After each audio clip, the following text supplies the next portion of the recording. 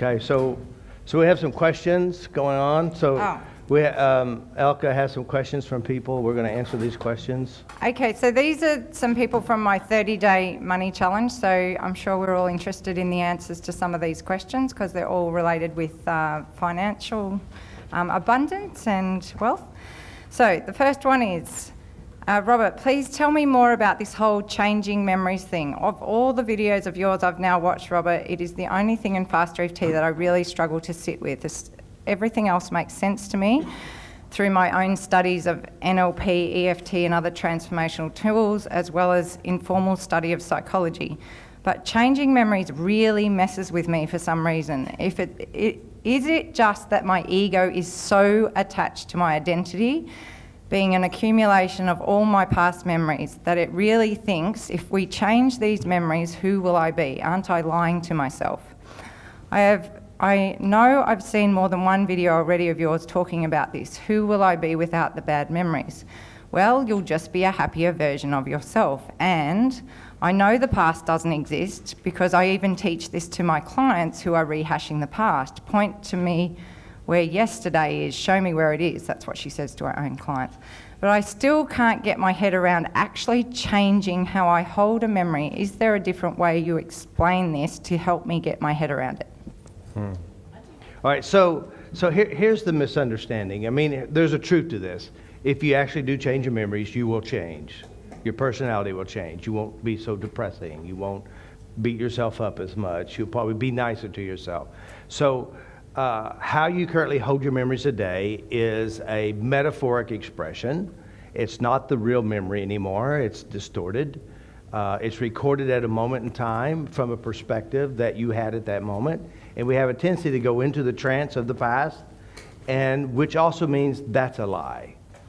You know, each time you go visit a memory, you actually are changing the memory as you recall it, based on how you feel, what's going on at the time you go visit. All right, so we are who we are by what we hold. It means if you have experiences in your past, you have lots of good ones, lots of bad ones, but you're holding and really focusing on and creating an identity based on, let's say, bad ones. So are you those bad memories? And the question is no. The answer is no. You're not those bad memories. So if you do change the bad memories, you rewrite them, actually literally change how you hold it, represent it, put good emotions in it, you will change yourself. Now, you don't really have an ego, but you're creating a value from the memories, which means if you had a memory with your dad beating you up or yelling at you or watching your dad yell at your mom, and you're holding on to these memories, remembering every person in the memory is yourself. So when you go revisit a memory that's unpleasant and it's with your dad and you're the dad and you're you, and you're rehearsing and you're creating a value from it.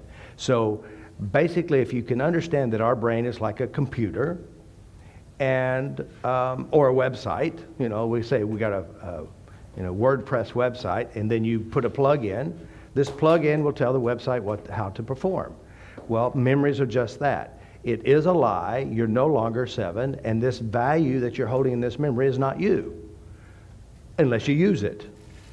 Now, the question is, I always say, this memory you have, is it something you'd like to give your children? Is it something you'd like to re-experience again, times 100? If the answer is no, then you need to change it.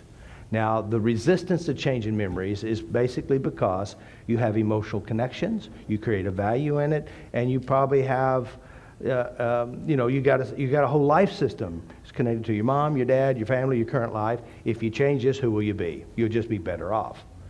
So if you have trouble wrapping around it, you're just going to have to just let it go or complain about what you're going to have in your future, because I'm telling you, you're not your past.